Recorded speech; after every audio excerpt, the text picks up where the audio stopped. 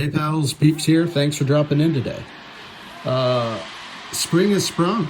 Spring has sprung in the baseball world anyways. Maybe not quite in the real world, but in the baseball world, spring has sprung. How many times can I say that? Anyway, what I'm getting at is I went down to spring training last weekend and met up with a super close friend of mine, and we took in a couple games at Camelback Ranch, a couple of Dodgers games. The first game being with or against the San Francisco Giants.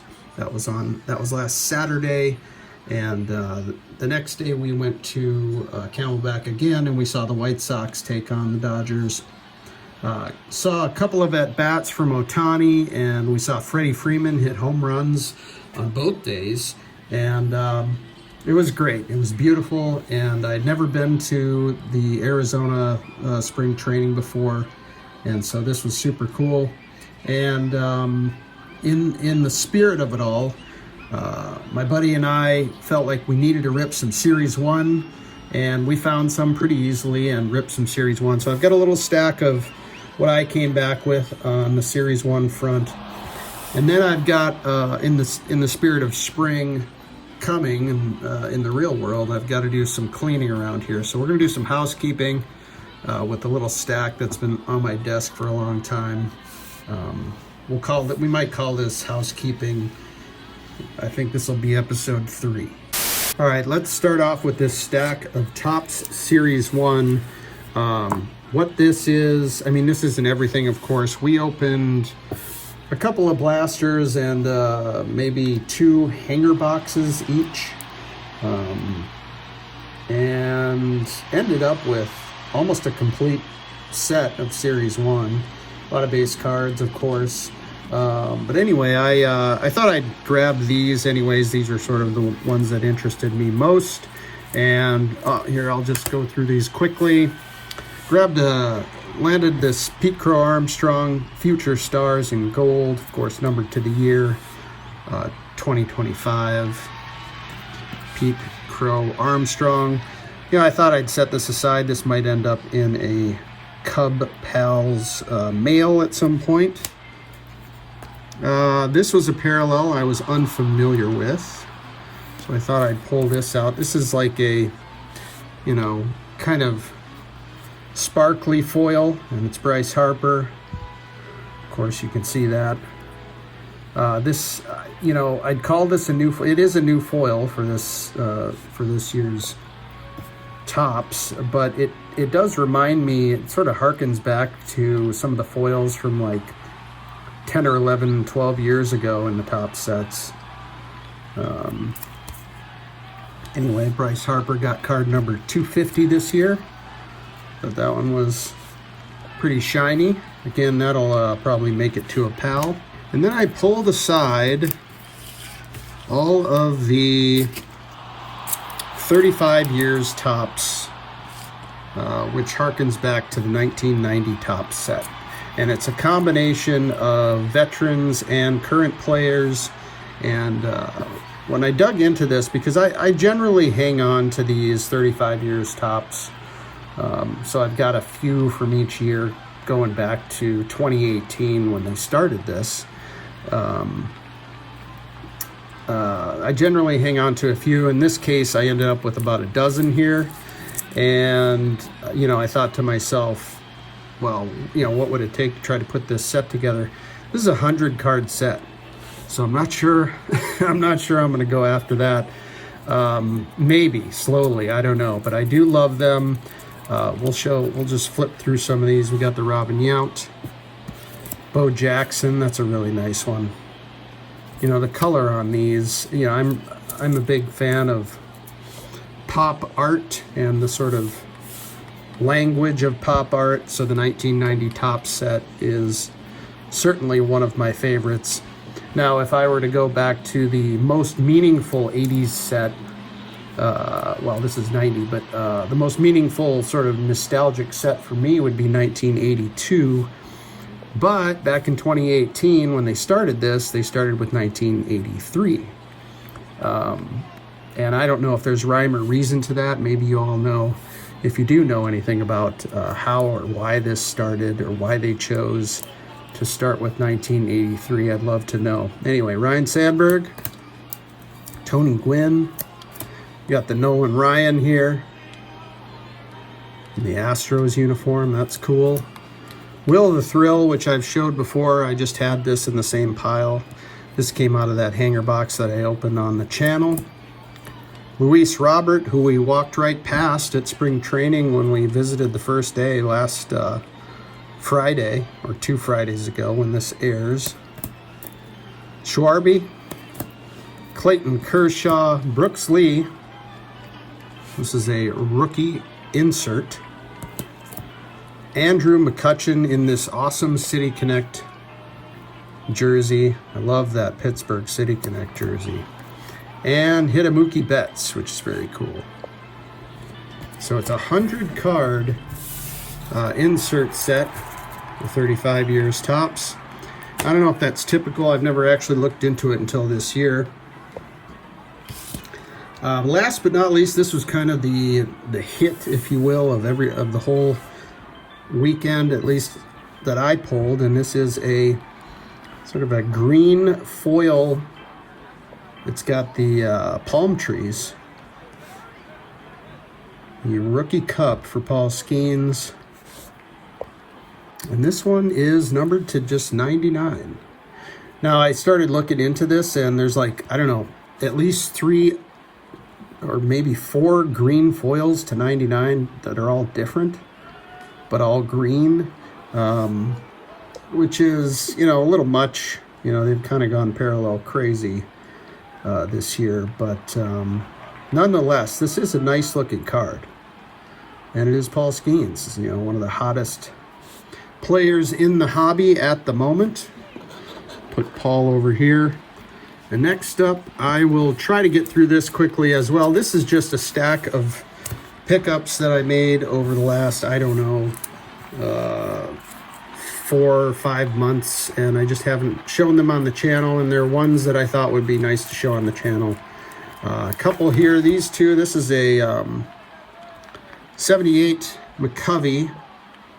It's a 77 record breaker card. This was, you know, I picked this up because it was 99 cents, and I was the lone bidder, and it was free shipping. I almost feel bad for the seller. But the centering's beautiful on this one. Really nice copy, and this will be a great candidate for the survey binder that I put together with my dad. We'll put Willie up in the background. That's just an exceptional copy for $1.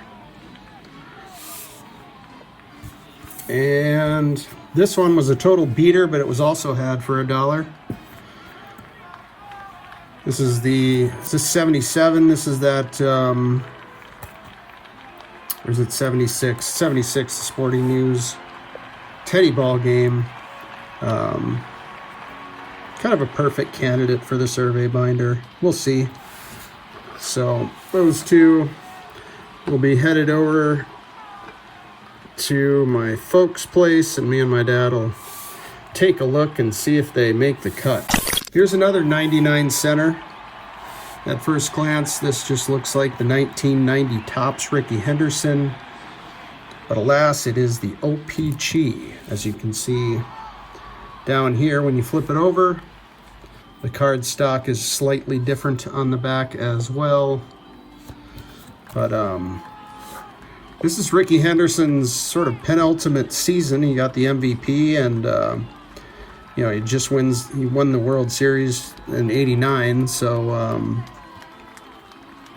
I just think this particular card is a heavy one for Rickey, and it's a great looking card. Also, I love the '90 design, and in an OPC for 99 cents, as well centered as this one is, because OPC.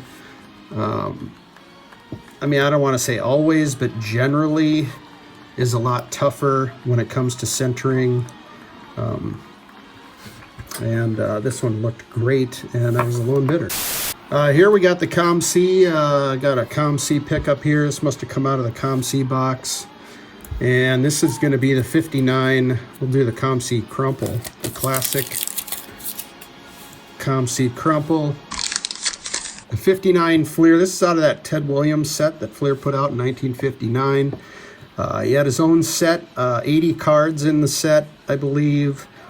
And this one, the reason I'm attracted to this one is because the Splendid Splinter is shown here in the Minneapolis Millers uniform. He played for the Millers in 1938 on his way to the Red Sox. The Millers were in the American Association and were a feeder team to some of the big clubs in baseball. And he just tore it up in 1938. I think it was 38, and am I wrong about that? 38. I'm gonna hold with 38. Anyway, the centering on these can be tough as well, and just sort of the eye appeal can be a little difficult. This one looks fantastic. As you can see, it's gum stained on the back, but I love the classic Fleer crown over here, and I could care less about the gum stain. I believe that's the only card in that set that he's shown in that Miller's uniform. All right, next we have a buyback, and we can blame our pal Shane for that. This one depicts a huge moment. This is a 73 Topps depicting the 72 Oakland A's world champions, and it's a small goal, and I think a very achievable goal if I can find them. But I'm hoping to get all three representation of the three-peat of those A's championships in the early 70s in buyback format. So this is the first one out of that I have, and I would need two more. You know, I'm looking for, like in this case, it shows the A's winning it all. But, you know, if it's a team card or something like that, I want to represent that three-peat in the early 70s. I just think that's a cool one. I don't know if you can see the stamp. There it is. This is that original, Topps original.